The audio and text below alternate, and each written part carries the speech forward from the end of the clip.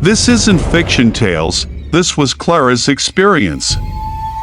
They say the witching hour invites the dead, but for Carla, the nightmare began one winter night at exactly 1 a.m.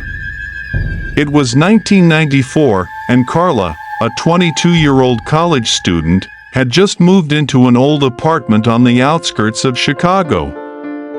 The rent was cheap, and the landlord had been eager to lease it out. The only catch? The previous tenant had vanished without a trace. Carla didn't think much of it until that night. It was just like the regular normal night. Carla had been studying late for an exam, the room dimly lit by her desk lamp. The building was eerily silent, save for the occasional groan of the old wooden floors. At exactly 1 a.m., a sharp knock echoed through the apartment. It wasn't coming from her front door. The knock came again, louder this time, from inside her bedroom wall. Heart racing, Carla froze. The walls were thin, but there was no adjoining room on that side, just a brick exterior. She tried to convince herself it was the old pipes, but the knocking grew rhythmic, deliberate. Then, it stopped. She turned back to her desk, trying to focus, but the air had changed.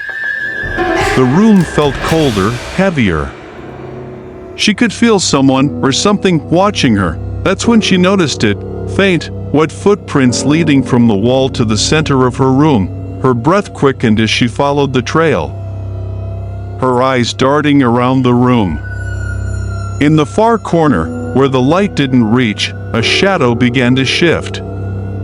It wasn't cast by anything in the room, it moved on its own. She grabbed her phone to call for help, but the battery was inexplicably dead. As she tried to back away, the shadow stretched and rose, forming a vaguely human shape with elongated limbs and hollow, glowing eyes. The shadow spoke, its voice a guttural rasp. "Why are you here?"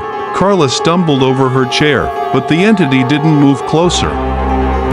It simply pointed to the closet door.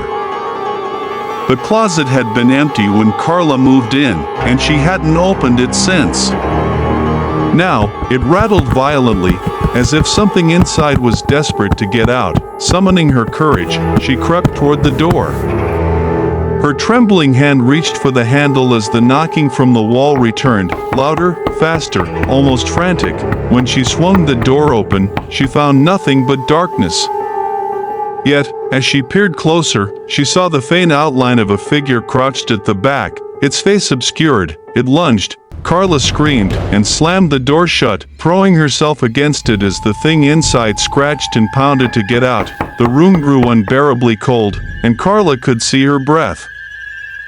The shadow figure was gone, but the knocking and scratching continued, louder and more erratic. Desperate, she grabbed her coat and bolted from the apartment. When she reached the street, she turned back to look at her window.